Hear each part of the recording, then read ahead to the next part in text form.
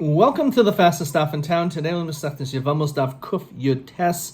We are going to begin at the very top of Kuf Yud Tes Amud Aleph by the new Mishnah, the new and final parak. Ka'isha shahalach bala v'tzarasa medinas hayam. So you have a situation where a woman, as well as her co-wife and her husband, went abroad to another country. Uvay, and then all of a sudden she comes back. V'omer lo meis bailech. And they said that your husband died.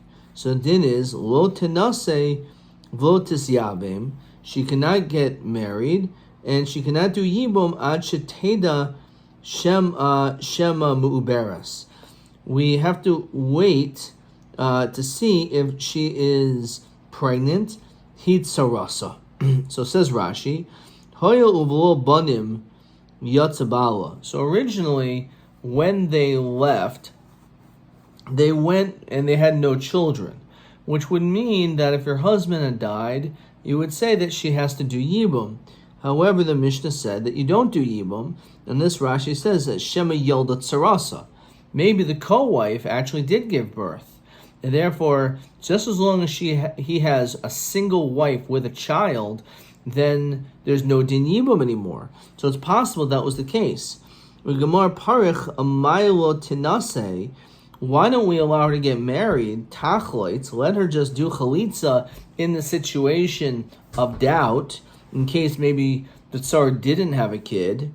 V'tinasi memanashach, let her get married memanashach. So memanashach, if the tsar has a child, then she should be free anyway. And if, let's say, the tsar didn't have a child, she did chalitza. So the question is, why do we say that she can't even get married? So the Gemara is going to discuss this. Okay. Now the Mishnah says, Haisala chamois. Let's say he has a mother-in-law.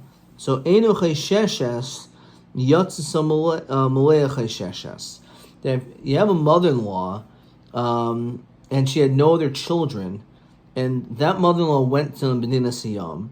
So you can say, oh, maybe now she'll have given birth, and the child's a boy, that much we're not going to be chayshish. We're not going to assume that your mother-in-law got pregnant, had a boy, and all of a sudden, maybe now there's a din yibum or something on her. No, we don't have to worry about that. However, if yatzim aleya chaysheshas, let's say, for example, she actually does go out as pregnant, so now the question is, did she give birth? Probably. And there's a 50% chance it's a boy. So therefore, for that enough, we're going to be chayshish. Rabbi Yeshua Omer Eino chayshesh. He says, "Amnil not chayish." Says Rashi, "Diikol meimer shema hapila." Nimtim somer hapila shema nekeva haisa. It's actually a minority of possibility, because we know that's a 50% chance it's a boy, but not every baby, tragically, unfortunately, not every baby lives. Some of them are stillborns, so therefore it's a miyut, and therefore according to him you're not chayish miyut. Well, apparently according to the Tanakama we are chayish. We'll see the significance of that soon. So mahit sarasa, in the ratio when we said you had them, they went to another country, and then she was told that your husband died. So we said we're concerned that maybe the co-wife had a child. So what does that mean as it ends hit sarasa? Hakamashmon. We're only chayish when it comes to this particular co-wife. It says Rashi,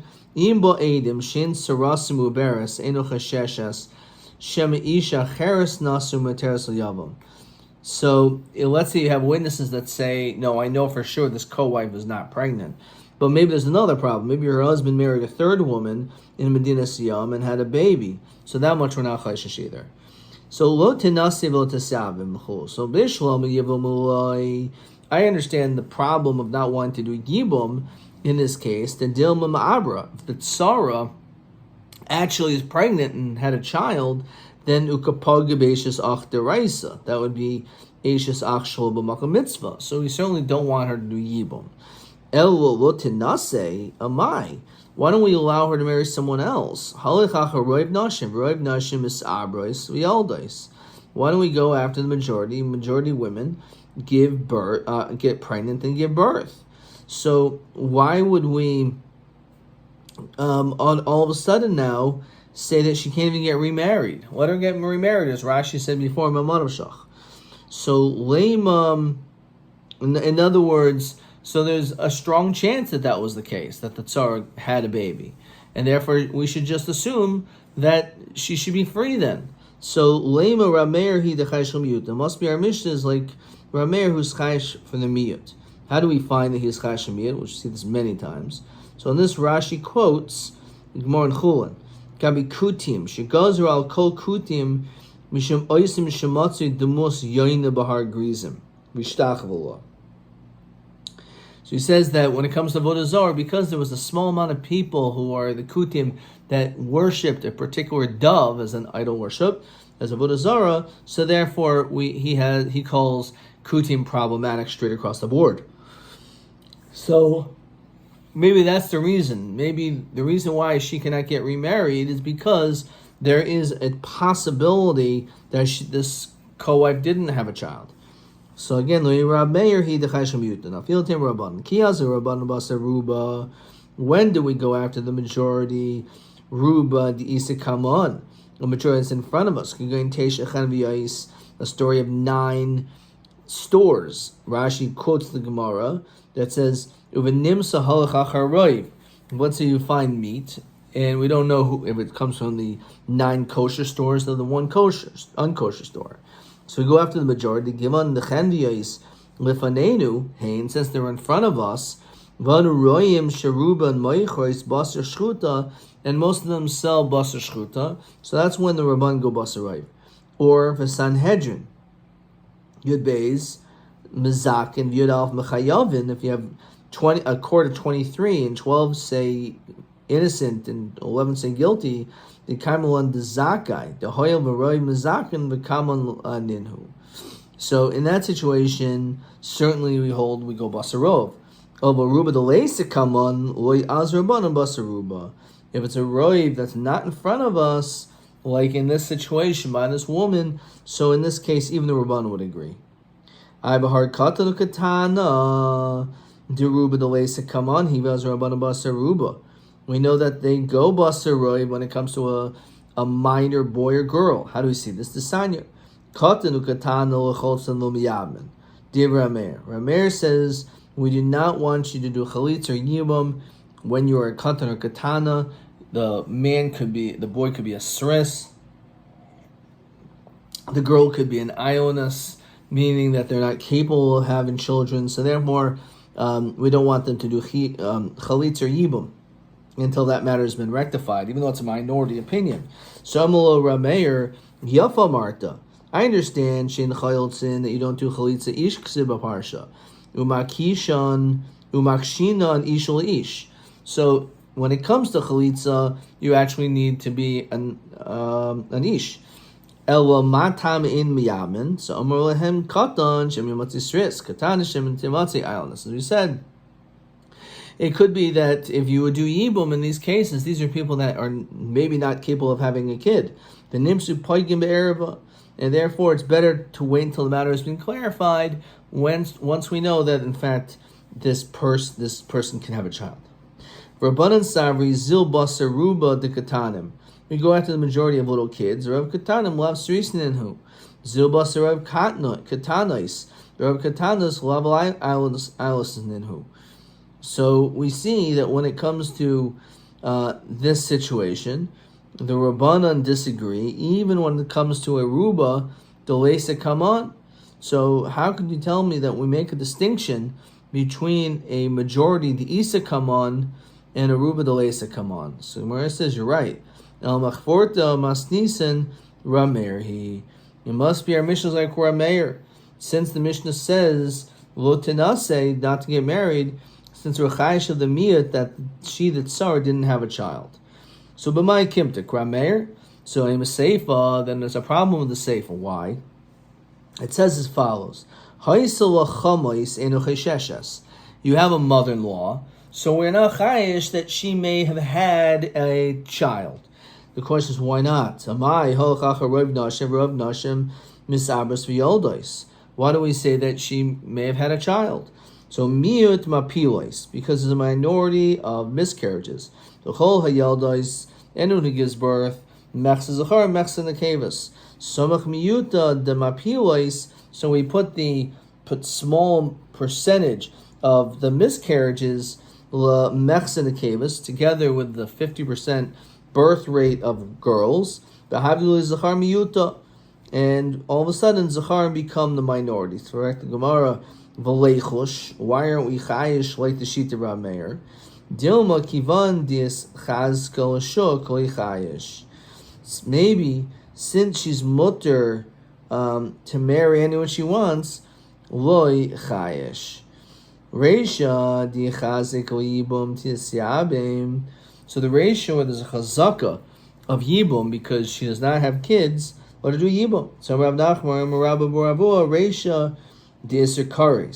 The Reisha is an Isser chashu, because if a person will end up doing yibum when it turns out that Sarah actually had a kid, then you violated kares, and therefore because of that, if the Sarah was pregnant, so therefore we don't want you to do that. However, seifa the Isser lav lo chashu, the seifa of the mother-in-law that maybe she had a child. V'ukma chazaka, that much is not something we have to be concerned about. Okay. Amrab michti hadiraisa v'hadiraisa. The end of the day, they're both deraisa. Mali iser kares, mali iser lav. What's the difference in reality? So Omer Rava. So on this Rava says, El Omer Rava, as we continue to kuf you testament base, Reisha. The case of the co-wife, chazaka yibum. Since there was no children involved, so the starting point is that she's supposed to do yibum. Says Rashi, ma'isila yibum, varuba ma'isila leheter was shuk.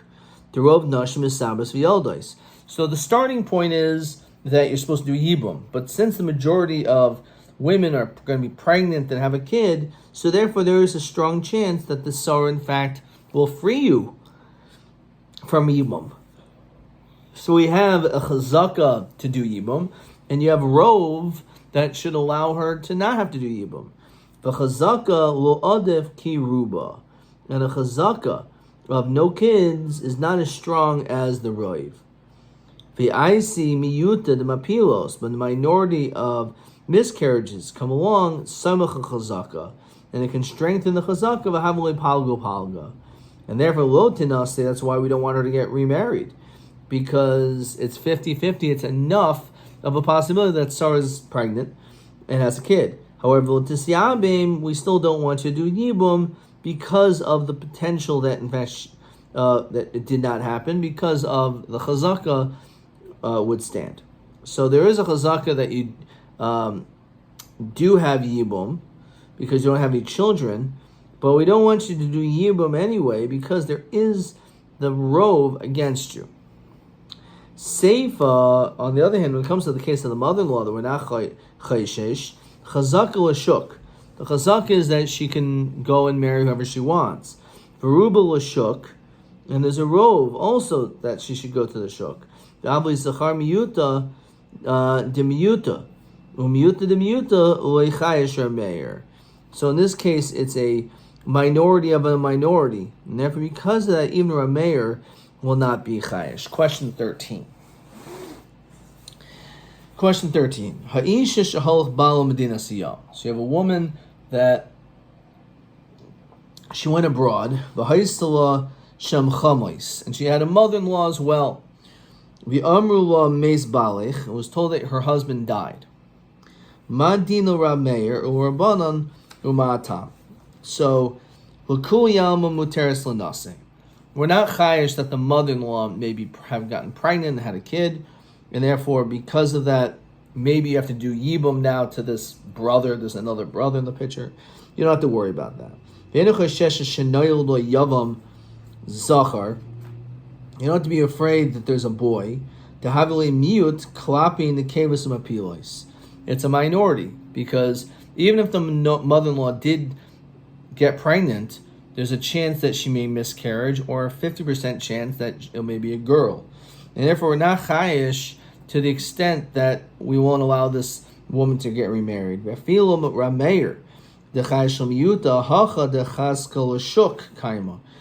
the starting point again is that there's no other brother in the picture. Therefore, if her husband dies, of course she could marry whoever she wants. So havli miyuta du miyuta b'chayish rameir. Even rameir who's chayish mamiyut, he's not chayish miyuta de miyuta. Okay, weiter. And then the Mishnah said, Loi tenasi v'otes yave. So Mora asks, when it says they can't get married and you can't do yibum, so the question is, ad sheteda shemen muberes. So for the Gemara, Oilam, does that mean forever? That she's never allowed to get remarried? So Amriziri la'atzma shloisha chadashim. For herself, 3 months. However, l'chaverta, for the tzara, tisha, 9 months. What is the reason for this? So Rashi says like this. Why 3 months? Bishvil atzma tamtin shloisha chadashim. Why does she have to wait 3 months? The whole nashim srichas lahamtin gibel chadashim. You always have to wait 3 months. They feel bala meis mevdina siyam. Even if you know for sure her husband died, the leikol meichash shemu muberasi. You're not to be afraid that maybe she was pregnant. The zikena v'ya'ilonis nami srichas lahamtin shlosh chadashim. We always make people wait 3 months. Can I mean b'hachaylet halacha kulan srichas lahamtin? So this is not a big deal. So the fact that we make her wait 3 months is a normal occurrence. However, for the co-wife, we make her wait 9. Says Rashi, b'shvil chaverta shemu muberasi, because maybe she's pregnant. Tzarasa srichas lahamtin tes chadashim. Why 9? Shefil cholza lo tenas. Shefil cholza. Even if they did chalitza lo tenasi b'tech tes, you still cannot get remarried within these 9 months. Shema chaver to muberasi, because maybe she's pregnant. Vavlad shel kayama, and it'll be a healthy child. Vein chalitza poiteres lazu, ela vlad poiter. Vavlad in a poiter and she yetzel aver oilam. You have to wait until this child is actually born to be able to see that this is a healthy, vibrant child. And then only at that point is a person able to move forward. So again, so in this situation, for the first 3 months, like always, this girl has to wait. And the question is, how about the chaverta? So it's 9 months. Why don't we have them just do chalitza mamarashach? Right?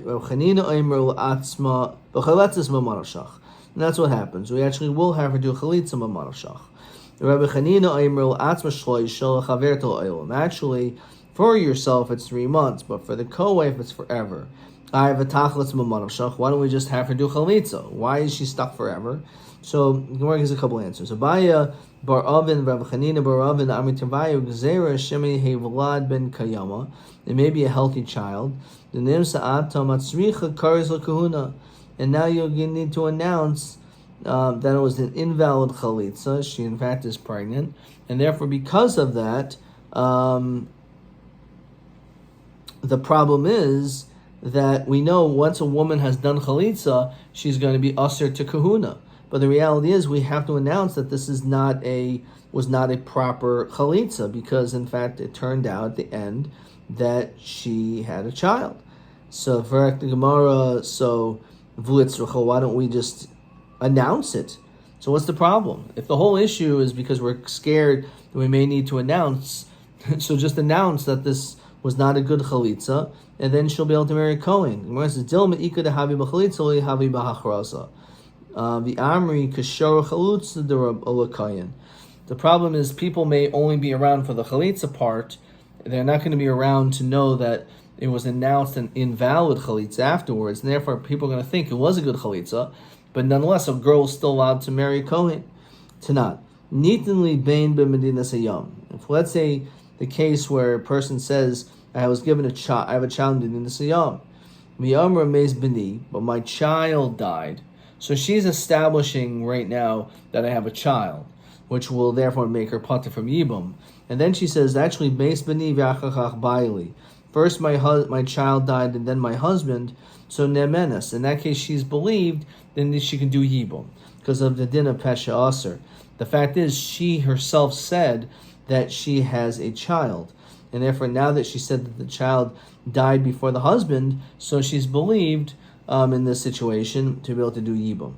Meis Baili, my husband died v'achach bani eno nemenes. In that situation, she's not going to be able to be believed. In the event that she says, first my husband died and then my child.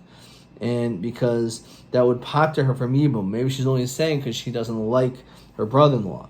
But we're still concerned, therefore we're still going to have to do chalitza. Dilma asu edim, maybe when this will come, the amru kid like she said, nimsa ata masricha karsa kahuna, so amra papa begrusha. So we're talking about a case of a gerusha, says Rashi, shahaisa gerusha kvar, mi shacher, shapasal kahuna ilamas. We're not talking about this regular case of chalitza. This is just a simple situation where she was already divorced. So therefore, since she was totally divorced, and therefore, because of that, it's obvious that she can no longer marry Kohen. That's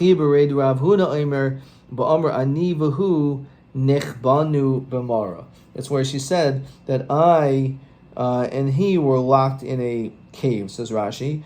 Ani uveni uvaili, all of us, shenechbanu b'mara v'ein ish imanu, there's no man with us, l'voyu l'hayit, to come to testify. Hilkach leikla mechash dilma asi sahadi. Here, there's no concern that maybe witnesses will come. Okay. All right, we're going to stop there. Okay? We'll start with the next mission on tomorrow's daf. Let's see one more question. 14. Nitin ben b'bedinas hayam. So a woman says, I had a child, which would pater her from Yibum. And then v'amar meis baili, my husband died, v'achach b'ni. So what she's saying, therefore, is my husband died, and then my child, which means I don't have to do Yibum. So we say, let her at least do chalitza, because we're not sure. So, b'mai kimta deloy nechosh dilma asu edim kid amra. Why aren't we concerned that witnesses will come? Why are we saying, oh, let her do chalitza? But it can turn out that exactly as she said is true, and therefore she really didn't need to do chalitza, and therefore it was a chalitza psula, she should be able to marry Kohen. So one answer is, this is begrusha. She was already divorced before. So therefore, even if it wasn't a good chalitza, we're not going to make any announcements anyway, because those announcements are to say that now she can marry Kohen. But since she was previously married and divorced, she can't marry Kohen anyway. Or, again, either we were all locked up basically in a cave, and therefore because that was an impossibility for any witnesses to be able to come afterwards, so you don't have to worry if you have her do chalitza in that case. Okay, TA 12. So again, you have a woman who has a mother-in-law. The husband dies. We're not afraid that maybe the child was a boy, that this mother-in-law had a boy, and therefore she has to do yibum. So why are we not concerned according to Rameir? She says, Kivan gam chazaka v'gam ruba, right? In this case, we actually have a couple of things. Let me find the language over here. Seifa chazaka lashuk, because she has, right now we think he has no other brother. Varuba lashuk, and the rove is also pointing in that direction. Vahavi le zachar miyuta de miyuta, so the fact that maybe she had a baby, it was a boy, is a minority of our minority, and that's not something we are chayash, as it says here. So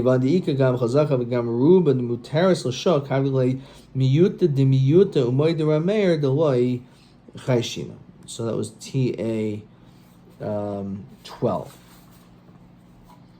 Okay. Question TB 13. The Isha Shalcha Baal of a Sarasim Dinasiyam. So this is the Reish of the Mishnah. She went with her co-wife. Miyad. Why don't we allow her just to do chalitza? Umuteris mamanavshach. El chayletzes achar tes chadashim. Why do we say that she has to wait until after 9 months? Let her do chalitza right away. The answer is shemet saras muberas, because maybe her co-wife was pregnant. v'vlad shel kayama, and have a healthy kid. Ben chalitza poiteres ela havlad ve'ein vlad ve'ad shiyotza havro oilam. It's only going to be once this child is actually born, not come.